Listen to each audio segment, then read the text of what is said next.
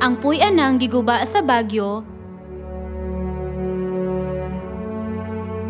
anaa sa kritikal nga kahimtang, ingon nga kini mahugno bisan unsang orasa. Alang sa usa ka senior citizen nga dili makahimo sa bisan unsa nga mag-inusara, ang mga miyembro sa International We Love You Foundation gitarong ang iyang panimalay nga adunay kasing-kasing sa usa ka inahan.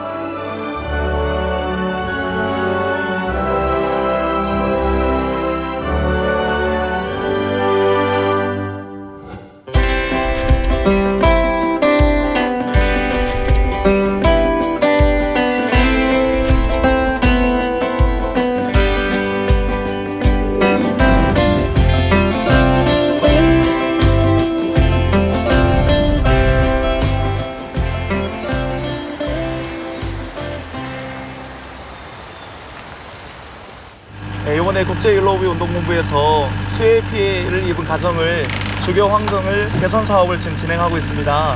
보시다시피 이제 가옥이 이번 여름에 큰 수해 피해를 입게 되었거든요. 그래서 붕괴 직전에 있게 되어가지고 총 3일간에 걸쳐서 작업이 진행될 예정입니다. 어제는 이미 이제 가옥의 지붕 부분하고 내부에 있었던 가재 도구들을 꺼내서 여기 보이시는 하우스 쪽으로 이렇게 내용물들을 옮겨놓게 되었고요. 오늘은 이제 붕괴될 가옥을 이제 철거를 하고, 그리고 다음 주 돌아온 일요일에 이 부분에 이제 기둥과 또 대문과 울타리를 제작해 드리려고 지금 진행 중에 있습니다.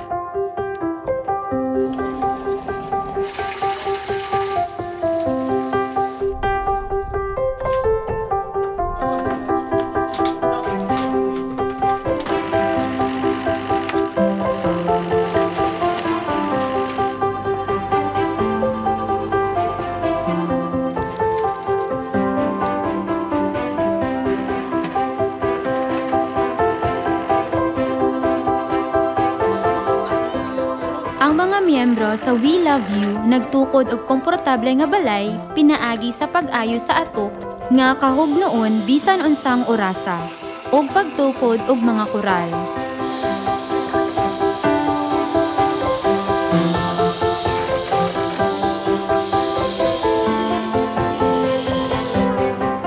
Naglaom nga ang senior citizen mopuyo sa mas maayong palibot.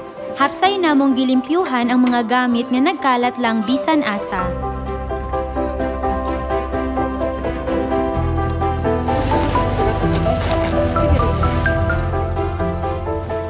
Ug human sa voluntaryong pag-alagad, kami naghatod og mga carbon briquette aron mainiton siyang hupayon.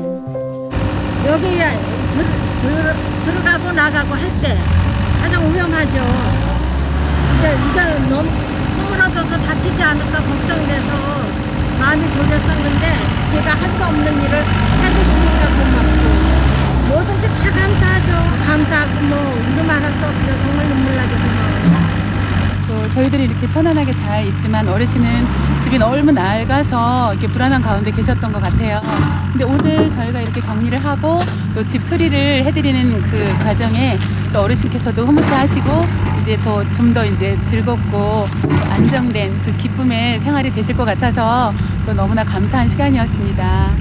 어르신 혼자 계시면서 또 이렇게 어떻게 해야 될지 모르는 그 상황인데 저희가 또 그거를 조금이라도 돕고 해서 어르신이 기뻐하시는 모습 보니까 너무 이렇게 좋습니다.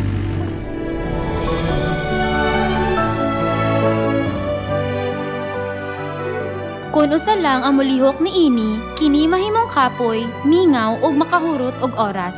Apan kami nagtinabangay ug makalingaw kini. Kami napuno sa mga pahiyom ug sa wala pa nimo nahibal-an ang balay hingpit nga naayo. Subay sa ideolohiya ni Chairwoman Zhang Gilja nga dili gusto nga adunay magpuyong mag-inusara, ang We Love You magpadayon sa paghatag og tabang sa bisan kinsa nga nanginahanglan sa gugma sa usa ka inahan. 어르신, 힘내세요!